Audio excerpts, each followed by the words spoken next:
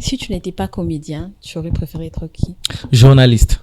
Je voulais être journaliste parce que mon rêve, c'est être devant les gens et parler. D'accord. Dieu m'a dit, donc je suis resté dans la même parcelle, juste dans une autre chambre. Quoi. Ouais. Tu vas faire comme s'il y avait personne ici, Sam, Izzy, personne, non plus Herman, non plus Béatrice. Et tu vas nous faire un sketch. Ah. Quand on reçoit un musicien, c'est à lui toujours qu'on demande, voilà, est-ce que vous pouvez nous faire un acapella? Quand on reçoit un artiste comédien, c'est voilà, est-ce que vous pouvez un peu faire rire le public? Béatrice, tel que je suis devant toi, là, si j'étais un boxeur, si j'étais un militaire, est-ce que tu allais dire, voilà, très cher colonel, on était très content de vous recevoir dans cette émission. Et pour finir, une petite grenade. On va voir si ça fonctionne ou pas. Non, très cher boxeur, c'était pour nous une très belle occasion de vous avoir sur cette émission. On a fini. Est-ce que pour l'honneur du public, on peut avoir quelques coups?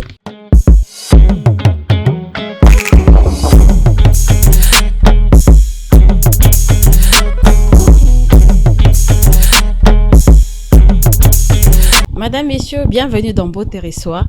Il fait partie des talentueux qui révolutionnent l'humour en République démocratique du Congo depuis un bon moment. Il s'impose grâce à son savoir-faire et ses gags hors commun. Cet illustré comédien, humoriste et originaire du Katanga, avec qui nous sommes sur ces beaux plateaux d'un Beau Territoire et nous serons dans le bruit. Bonjour et bienvenue à mon ami. Bonjour Béa, tu vas bien? Ça va et toi? Je vais très bien. Déjà, bon séjour à Kinshasa. Merci. Il faut dire bon séjour dans le bruit quinois. Ah oui. Bon, apparemment, tu es toujours. Hein. On n'a pas de choix. C'est long. En fait, les trucs est que partout où tu es dans du bruit. Ok. Soit tu es dans du bruit doux. Ah, d'accord. Soit tu es dans du bruit bruyant. Ok. Ou soit tu es dans du bruit scientifique. D'accord. Ou tu es dans du bruit christique. Ok. Donc, tu te vois, tu sais faire la sauce de tout le bruit. Le bruit, c'est le bruit, en fait. Il est le bruit, mais il est catégorisé dans plusieurs secteurs. D'accord. Herman Ami, c'est pour la première fois dans Beau Territoire. Un mot à tous ces personnes qui sont en train de vous suivre. Mes salutations à tous. Ma caméra, c'est celle-ci? Oui. Ah, voilà. Je salue tous le fan de Mboté, particulièrement les fidèles de la CDJ, votre daddy est là, l'autorité morale du bruit. Voilà, on est dans Mboté, quoi. Pour une première fois, je l'ai dit tout à l'heure, Herman, ici chez Beau Territoire, vous allez nous parler de votre début. Comment ça se passait? À un moment, tu te retrouvais Kakayo et Herman Amissi. Mais quand même, tu avais un début, tu as quand même eu à avoir de l'expérience, à avoir au comme star. Parlez-nous d'Herman Amissi. Ça a l'air comme ça. Oui. Jean, poup, et j'ai apparu. Je me dis, c'est toujours comme ça quand tu quittes de l'ombre et que tu apparais devant un public qui ne te connaissait pas avant. Mais je n'ai pas vraiment beaucoup d'années dans le métier, même si je sais que je suis né drôle.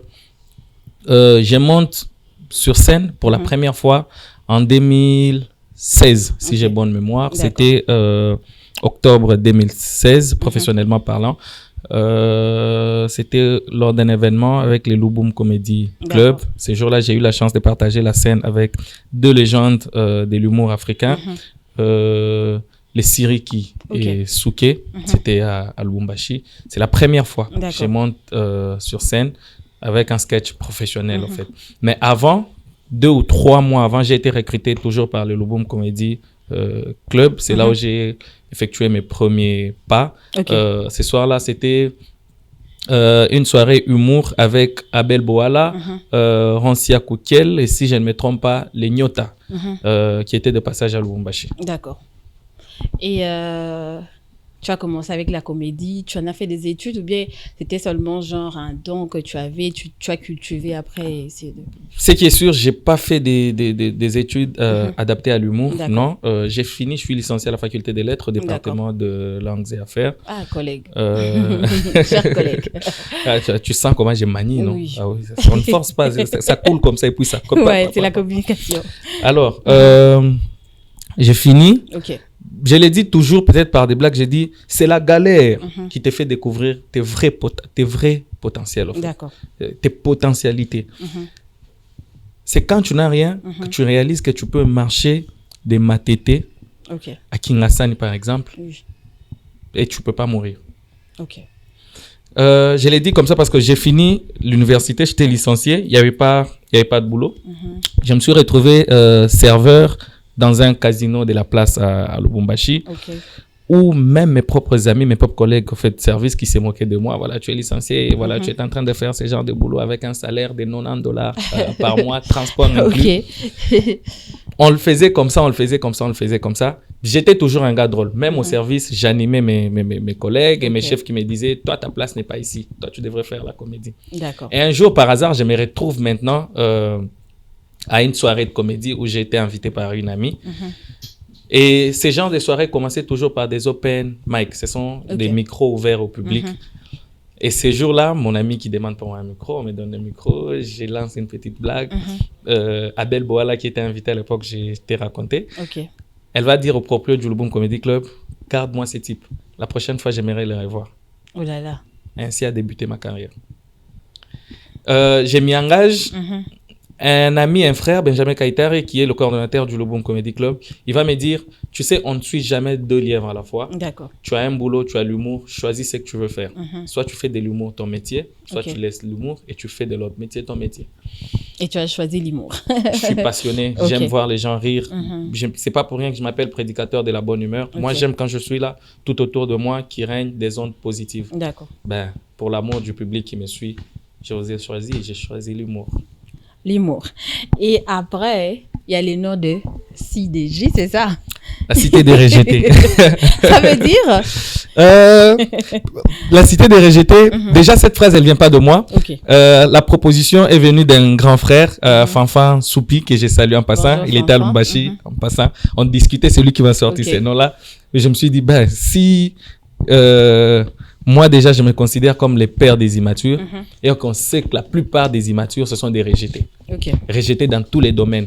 On t'a plaqué aujourd'hui, tu es une rejetée. Maman, la CDJ te reçoit. On t'a plaqué hier, mon frère, tu es un rejeté. Viens, la CDJ te reçoit. Tu es un voleur, tu es un sorcier.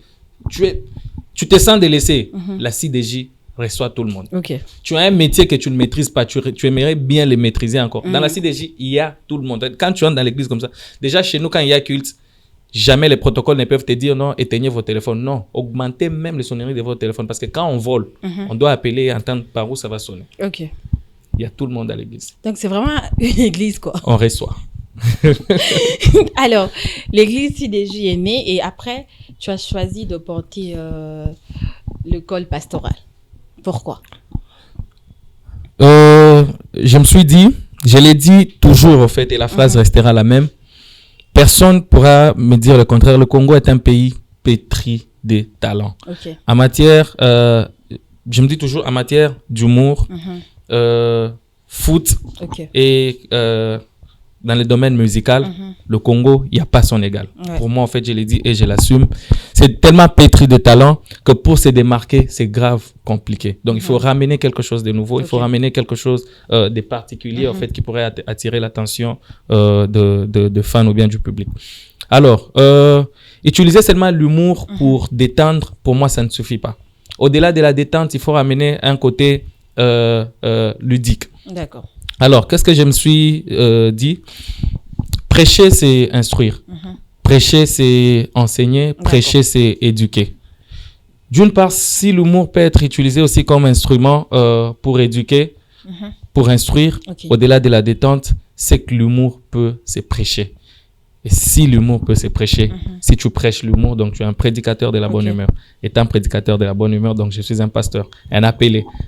Chacun dans le domaine est appelé à faire son truc. Il y a d'autres pasteurs. Je prends l'exemple du pasteur Joël Francis Tatou que je salue en passant. C'est un pasteur, c'est un prophète. Il a été appelé pour gagner les âmes.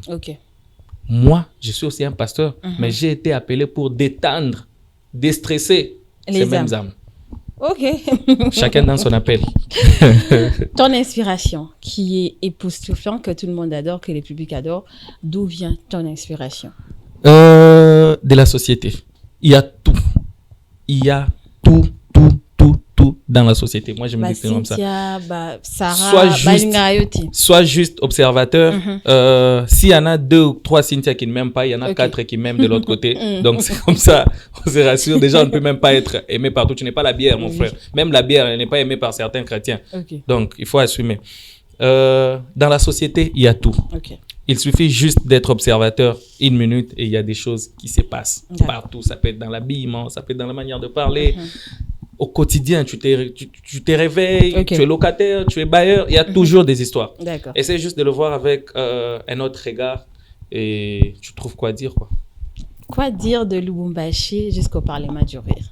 C'est un réel plaisir de te voir participer. Et comment ça s'est passé? Qui t'a contacté? Qui a ramené le fil entre toi et le Parlement du Rire?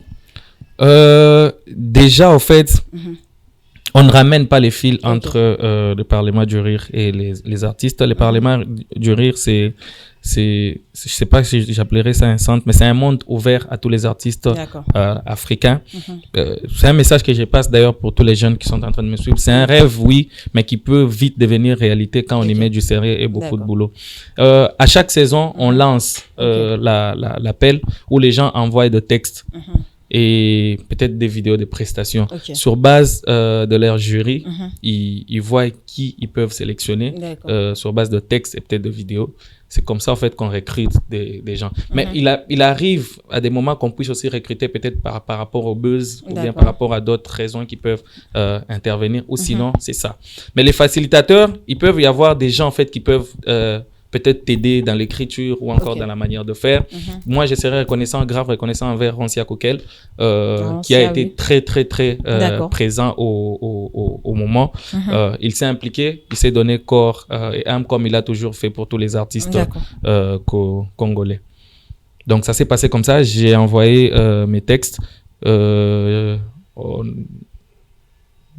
J'ai envoyé mes textes. Les textes ont répondu sûrement aux critères, au fait, fixés par le Parlement du Rire. Et après, j'ai été sélectionné, j'ai été contacté. C'est comme ça que je suis allé là-bas. Mais partir ne suffit pas. La pression, en fait, qui suit après. Voilà, c'est ce que j'allais demander. Tu prestes à Lubumbashi, tu sais que tu es devant ton public. Tu prestes à Kinshasa, tu sais que tu es devant ton public. Mais dès le moment où tu sors du pays, tu sais maintenant que tu n'as pas le poids de Lubumbashi, tu n'as pas le poids de Kinshasa, non, mais tu as le poids de tout un pays sur ton dos. Quand tu publies l'affiche, tu sens que c'est toute la République qui commande, de Lubumbashi à Matadi. On est derrière toi, on compte sur toi. Tu as cette peur d'échouer, tu as cette peur de décevoir toute une nation, tout un pays. Et la pression devient énorme. Mais Dieu merci, c'est le travail qu'on a choisi. C'est un travail de stress, on stresse chaque jour. Et les meilleures affaires, c'est essayer de les surmonter, quoi. Ça a été fait. Vous avez suivi tous l'émission, les gens ont apprécié. Pour moi, je me dis, tant mieux. On essaiera encore de faire mieux la prochaine fois. Pour qu'on continue à être une fierté pour cette nation. Ça, c'est très bien dit, une fierté pour la nation. Vous avez fait une vidéo qui a plus de 15 millions de vues sur TikTok. 18 millions. Je dis plus de 15 millions, ça veut dire c'est plus. Il faut préciser. 18 millions. Merci. Herman Amissi, félicitations. Merci.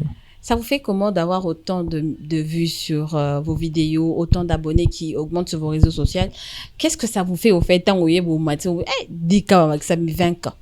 La pression. Encore une fois de plus, la pression parce que plus tu as des fans qui arrivent, plus tu as des vues, plus tu dois encore produire des contenus qui doivent répondre, en fait, aux normes professionnelles, en fait, si je devrais le dire.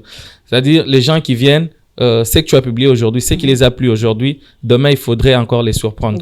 Les fans sont très exigeants. Ça a l'air facile, en fait, c'est qu'on fait, mais on a des fans très, très exigeants. Aujourd'hui, tu produis un contenu, ils aiment, ils apprécient. Demain, ils attendent à ce que tu leur donnes plus. Et ça, c'est une pression énorme, en fait, qu'on a. À chaque fois, il faudrait faire tourner la tête. Déjà, en fait, tu suis pas seul comme artiste. Il y a toute une équipe qui est derrière toi. Il faut réfléchir. Ça demande aussi beaucoup de moyens. Donc, tout ça, ça peut peut-être te dire, waouh, j'ai maintenant beaucoup de fans qui me suivent. Non, mais moi, c'est une pression qui se rajoute. Une pression qui se rajoute et qui augmente aussi le nombre de visibilité avec les filles. Comment vous gérez le succès? Parce qu'on sait qu'avec les filles, c'est... Nombre de visibilité avec... Des filles. Des filles Comment ça? Mais quand même, tu es de la CDG. Ben, tout le monde sait qu'à l'église, il y a beaucoup plus de femmes que des hommes. Moi, je suis le daddy de tout le monde. Oui, c'est pas grave. Mais ça augmente aussi le nombre des hommes. Ah, daddy. Regarde, je te donne un exemple. Fais un tour sur mes pages, que ce soit Facebook ou Instagram, tu verras que je suis plus suivi par les hommes que par les femmes. Ok. Donc, cette question devrait être le contraire. Tu devrais plutôt dire comment tu arrives à gérer, en fait, tous ces hommes. Ok. Comment tu arrives à gérer les hommes? Mais on gère tout. En fait, moi, je gère tous les femmes, tous les fans plutôt, au même niveau. On gère tous les fans au même niveau. Ils méritent respect pour... déjà, dès le moment où ils ont accepté de te suivre. Pour moi, je me dis, ce ne sont pas des fans. D'accord. Nous formons une famille, une église où il y a un pasteur et les fidèles. Et les fidèles. Vous n'avez pas de sobriquet? Comment on peut Herman Amissi Kaboué, Herman Amissi? C'est mon nom. C'est mon nom. Pourquoi, au fait? Pourquoi? C'est mon nom, c'est Herman Amissi. Chaque jour, on prie, on demande une seule chose à Dieu. De faire quoi? De nous bénir. Oui. Voilà. On est à plus de 7 milliards sur Terre. Dieu sait que ton nom, c'est Herman Amissi. Toi, tu te réveilles un bon matin, tu changes, tu te dis, bon, moi, désormais, on doit commencer à m'appeler Soro Djongo. Je prends un exemple pareil. D'accord. Allez, tu es sur les réseaux, Soro Djongo. Tout le monde. Sur Facebook, Soro Djongo. Soro Djongo. Et les anges aussi, celui-là, il s'appelle Soro Djongo. Soro Djongo. Et un jour, Dieu décide de te bénir. Ok. Il dit, je vais bénir mon garçon, Herman Amissi. On va commencer à chercher Herman. Les anges, non, nous, on connaît Soro Djongo. On descend la bénédiction. Il y a un Soro Djongo qui habitait, si c'est au Brésil, paf, ça tombe sur lui et toi, tu rates une bénédiction. Je voulais garder ces côtés... moi, je suis comme ça. Je n'ai pas besoin d'avoir un sobriquet pour que le public t'apprécie. Boss, donne ce que tu peux donner au public. C'est le travail en fait qui fait qu'en sorte qu'on puisse apprécier l'artiste. Mais après, il y a des noms qui arrivent. Aujourd'hui, on t'appelle Daddy. Aujourd'hui, on t'appelle ceci, c'est là. Ben, mon nom reste Herman Amissi. Herman Amissi, tu évolues aujourd'hui dans le milieu humour. Et aussi tes petits frères qui arrivent. Aujourd'hui, on retrouve plus de jeunes qui font des vidéos, une seule vidéo qui fait du buzz. Et après, on retrouve plus des talents en lui. Et nous qui vous regardons et comme Bank Sabis, on a l'impression que c'est seulement pour le buzz. Parce qu'il y a l'Internet, il y a les réseaux sociaux qui poussent le jeune, mais après, il n'y a plus le talent à l'intérieur. Aujourd'hui, les jeunes, on est pressés. On est pressés. On cherche à tout prix à brûler certaines étapes. On veut tout de suite réussir. Oui. Pourquoi? Parce qu'on a vu l'autre le faire. Comme tu venais de dire, brusquement, Herman Amissi est apparu, mais les gens ne savent pas l'histoire cachée derrière. Ils ne savent pas combien de fois on a marché sur des épines. Ils ne savent pas combien de fois on est tombé, qu'on a eu cette force de se relever. Mais on veut toutefois tout de suite réussir. On veut tout de suite apparaître aussi en fait sur le projecteur. Et ça, moi, je les déconseille énormément. D'accord. Tout vient à point à celui qui sait attendre, comme on l'a dit. Moi, je le dis toujours au courage de commencer, il faut toujours y joindre la force de persévérer. D'accord. Accepte qu'on t'apprécie pour les talents et pour l'œuvre que tu donnes, au lieu qu'on t'apprécie pour les buzz. Le buzz, c'est bien, ça vient, mais c'est éphémère. C'est éphémère. C'est passager, oui. C'est passager. Tu peux le faire. Ça peut te prendre 1 mois, 2 mois, 3 mois, 4 mois, 5 mois, même une année, j'accepte encore. Mais ça finit toujours par partir. Derrière ça, si on n'engage pas un travail fort, beaucoup de sacrifices, c'est peine perdue, quoi. D'accord. Peine perdue, ça c'est très bien. Dernièrement, vous avez fait l'objet du buzz, qu'on en parle aussi, avec votre vidéo de « Je suis dans le bruit ». C'est pas dernièrement, c'est d'actualité. D'actualité. Ça change alors. Ok. Vous êtes d'actualité avec votre vidéo de « Je suis dans le bruit ». Votre inspiration de l'équipe, de quelqu'un qui vous a dit, ou bien ça vient d'où cette inspiration? On disait, tout le monde se disait avant, oui, Nazana Makelele et tout, mais on ne savait pas aussi donner le goût que ça. C'est ce que je voulais dire. C'est le travail d'un artiste. Peut-être avant, les gens disaient Tokos. Mais personne ne pouvait se dire qu'on pouvait en faire une marque. Mais les jours où Fally a dit Tokos, aujourd'hui, c'est devenu une marque qui dit Tokos, on voit Fally.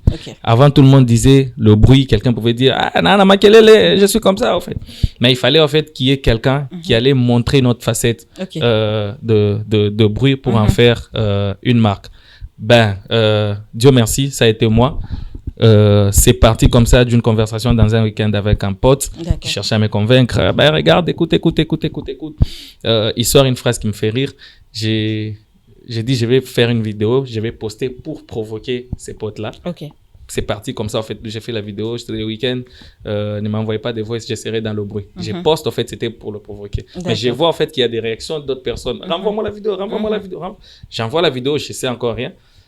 Les week-ends qui viennent.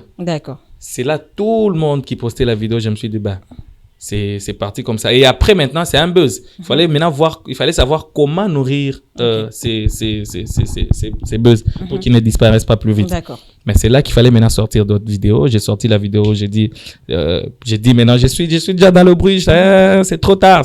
Okay. J'ai sorti la vidéo de conseillez-nous, c'est les moments pour avertir déjà aux gens, parce qu'il y a des gens, les matures surtout. Moi, ces gens-là m'énervent. Les matures surtout, il faut commencer à les prévenir. Okay. C'est les moments de nous conseillez-nous, parce que les week-ends, on sera déjà dans le bruit. Les week-ends, on est sourd. C'est-à-dire, on ne peut pas entendre, on peut parler. D'accord.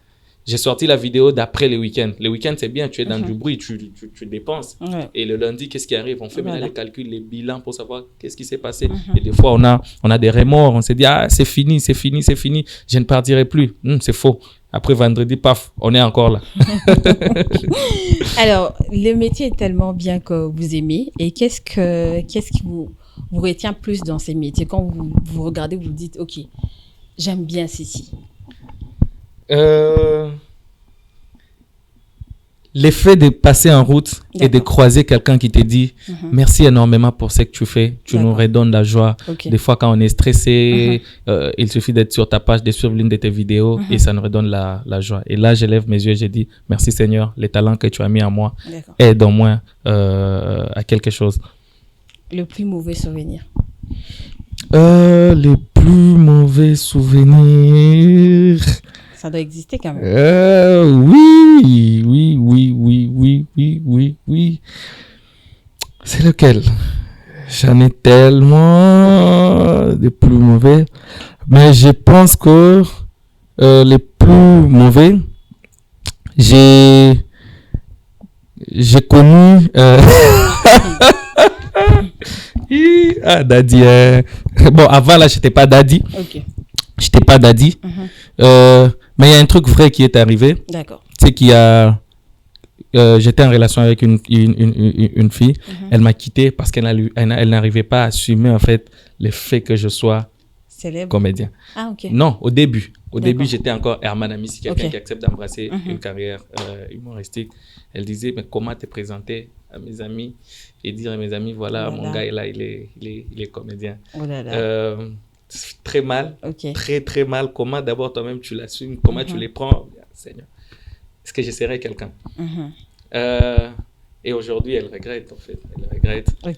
Elle dit, j'aurais dû peut-être patienter, j'aurais dû ceci. Pour moi, c'est l'un de mes mauvais souvenirs parce que j'arrivais pas. Et moi, ça devrait même me décourager en fait à continuer. Je me disais, donc ça sera toujours comme ça, ça sera toujours comme ça. Dieu merci, j'ai une maman, j'ai une mère qui m'a soutenu, qui croyait toujours en moi. Et je la salue en passant, maman Brigitte, ton fils t'aime. Le plus grand souvenir d'Herman Amissi? Les plus grands souvenirs, j'en ai quelques-uns, mais ce métier m'a permis de prester devant l'autorité morale du pays. J'ai eu à prester devant le président de la République. On t'appelle un matin, on te dit, Monsieur Herman, préparez-vous ce soir. Vous êtes invité à une soirée qui était organisée en fait pour l'honneur du président. Ça, c'est l'un de mes plus grands souvenirs. Le jour où je me suis dit, c'est que ce métier peut nous amener très loin. Ça, c'est très bien. Si tu n'étais pas comédien, tu aurais préféré être qui? Journaliste. Journaliste, j'ai fait la faculté de... Oui, sérieux. Mais Dieu est comme ça. On dit l'homme propose et Dieu dispose. Je voulais être journaliste parce que mon rêve, c'est être devant les gens et parler. Dieu m'a dit, tu vas rester devant les gens pour parler. Tu ne seras pas journaliste, mais tu seras humoriste. Donc, je suis resté dans la même parcelle, juste dans une autre chambre. Quoi. Ouais. Ça, c'est très bien. Tu vas regarder la caméra. Tu vas faire comme s'il y avait personne ici, Sam, Izzy, personne, non plus Herman, non plus Béatrice. Et tu vas nous faire un sketch. Ah. Tout le monde sait, on t'écoute, hein? Vas-y. En fait, moi, quand on me pose cette question, j'ai l'habitude de dire et ça ne changera jamais. D'accord. Pourquoi nous et les musiciens, on doit toujours subir ces genres de choses? Quand on reçoit un musicien, c'est à lui toujours qu'on demande, voilà, est-ce que vous pouvez nous faire un acapella? Quand on reçoit un artiste comédien, c'est voilà, est-ce que vous pouvez un peu faire rire le public? Béatrice, telle que je suis devant toi là, si j'étais un boxeur, si j'étais un militaire, est-ce que tu allais dire, voilà, très cher colonel, on était très content de vous recevoir dans cette émission. Et pour finir, une petite grenade. On va voir si ça fonctionne ou pas. Non, très cher boxeur, c'était pour nous une très belle occasion de vous avoir sur cette émission. On a fini. Est-ce que pour l'honneur du public, on peut avoir quelques coups? Non. Respectez les humoristes, s'il vous plaît. C'est pas sérieux. On va parler de ton événement qui est le 26 août de 6 mois. Showbiz. Au Showbiz. Alors, à ces grands publics qui sont en train de te suivre, tu vas inviter les gens à venir et s'il y aura quelques invités ou tu vas les faire seul, j'ai vu sur l'affiche qu'il y aura quelques personnes. Mais hormis ceux de Kinshasa, il y aura d'autres invités qui vont venir ailleurs ou bien... Des invités pour les spectacles, non. Peut-être des invités pour suivre les spectacles, oui. Je suis seul sur l'affiche, tel que vous pouvez le remarquer. Je suis dans le bruit. 1 heure de maturité avec votre daddy, avec l'autorité morale du bruit. J'invite tout le monde. C'est déjà pour le 26 août au Showbiz. Les billets sont déjà en vente. Les affiches, vous les avez déjà vues. Venez. Je parle comme ça, toi qui écoutes, tu peux profiter pour enregistrer et va passer. Envoie cette bonne nouvelle aux autres. Parce que qui ratera ces jours-là, ratera la bonne humeur de toute sa vie. Ça, c'est très bien. Un conseil à tous ces jeunes qui inspirent à devenir Herman Amissi de demain. Croyez en vous. Croyez en vous. Que personne, en tout cas, je le dis bien, personne ne vous empêche de réaliser vos rêves. Un rêve n'est qu'un rêve, mais c'est toi qui décides si tu veux en faire une réalité ou pas. Dans tout travail, non seulement l'humour, tout ce qu'on cherche à faire comme travail, il faut du sérieux. Il faut beaucoup de travail, il faut beaucoup de sacrifices. Et surtout, il faut mettre Dieu devant. Des objectifs à atteindre pour Herman? Déjà, on est sur un projet qui a commencé l'année antérieure, la Grande Croisade, cet événement annuel au fait organisé par le pasteur Herman Amissi. La première édition, c'était février de l'an passé, où on a eu à inviter quelques humoristes de l'extérieur, ainsi que sur les plans national. On a réuni plus de à peu près 1500 personnes au Pullman de Lubumbashi. L'idée est de faire de cet événement un festival d'ici 5 ans. Donc, on y bosse et on espère y arriver, quoi. Ça, c'est très bien. Nous sommes arrivés à la fin. Déjà? Oui. Aïe. Et tu as parlé de ton événement. Je rappelle que tu auras un événement, c'est 26 août au Showbiz. Alors, maintenant, c'est à CDJ. Oui, à Ebélé. Oui, CDJ, venez. Les gens qui sont en couple. Appelez même vos ex. Ces jours-là, il y a des couples qui vont se réconcilier. Il y a sûrement, peut-être parce qu'il y aura d'autres vérités, il y a certains qui peuvent... Dans la CDJ, il y a tout. S'il y a des couples qui peuvent se réconcilier, c'est que là-bas même, il y a d'autres qui peuvent se séparer. Ah, d'accord. Donc, venez. Tu veux connaître des vérités sur ta femme, tu veux connaître des vérités sur ton homme. J'ai même des ingénieurs qui viendront de l'Europe. Ils seront là, des gens qui peuvent vous donner, te montrer comment déverrouiller le téléphone de ton mari. Les gens qui veulent avoir l'attention, venez ce jour-là. On va tout vous donner. Ça, c'est très bien. Des salutations à deux personnes qui sont suivies. Je salue mon bailleur. Papa bailleur, je ne t'oublierai jamais. Toi qui m'es patienta, toi qui m'es supportant dans des moments difficiles.